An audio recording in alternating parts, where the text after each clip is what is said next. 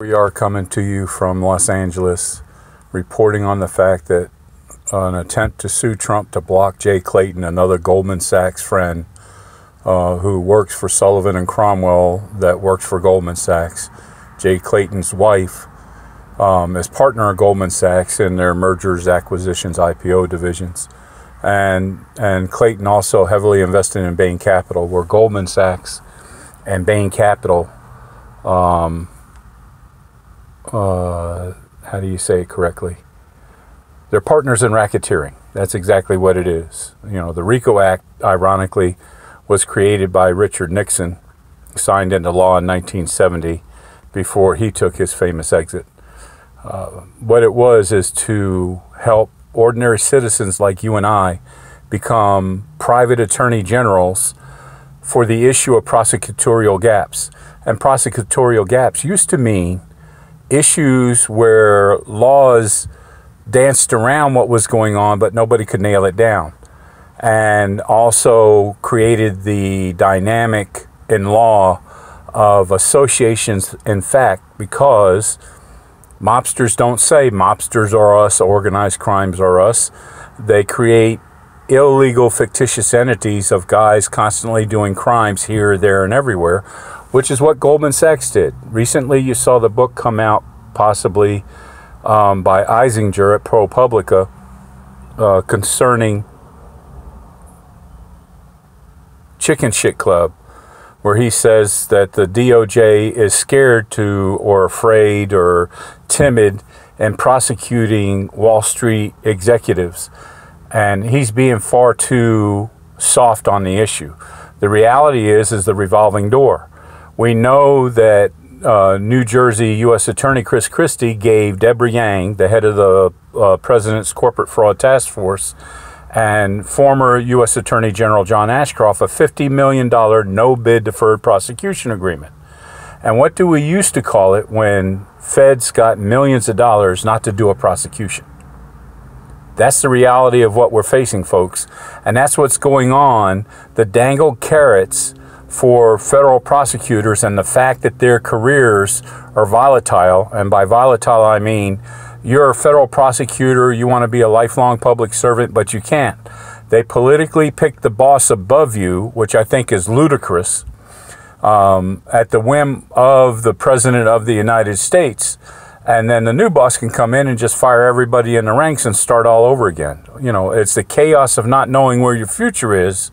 So you have a much more likely cost-benefit analysis of not prosecuting somebody and getting rewarded by them later. And that's what's going on. The revolving door, switching sides, is killing our country. There's $1 trillion, let's say, in the annual money that flows around. We know it's much more than that. But $1 trillion in gross national product. If you let Wall Street fraudulently take it out and the Beltway fraudulently take it out like they're doing with 50% of our budget going to the military-industrial complex, siphon off that money, what our institutions are becoming is tools of organized crime. And when they bleed out $900 billion of the $1 trillion that's there, and there's only $100 billion for the rest of us, well, that's chump change. You can't get beneficial wage. You can't get opportunities on the side because they sucked all the money away, and then some genius, some political genius, rewards them for putting the money offshore.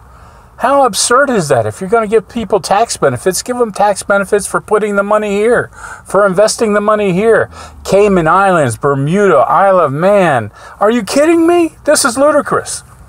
I'm a victim and a whistleblower against Goldman Sachs and Bain Capital's partnership in racketeering for 20 years.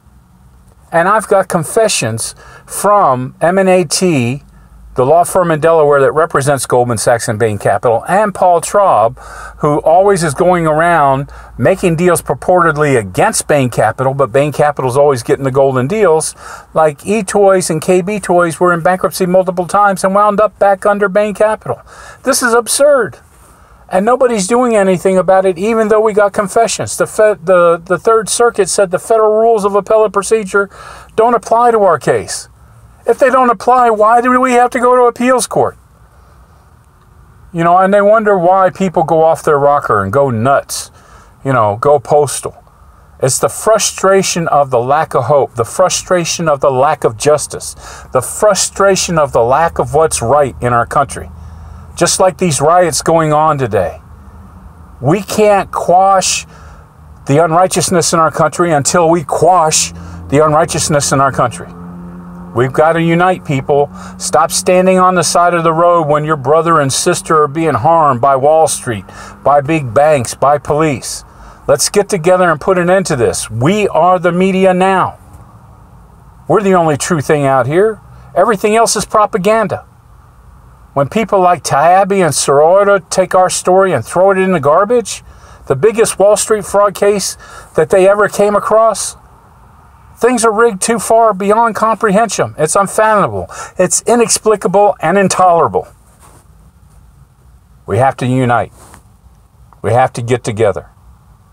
We have to help each other defeat the tyranny, cronyism, and corruption that has become the rule instead of the exception in our country. It can't be done without you. It can only be done with you. United we stand. Divided we are already conquered and fallen. Think about it, people. What have you done today to help America get out of this race to the bottom? Laser out.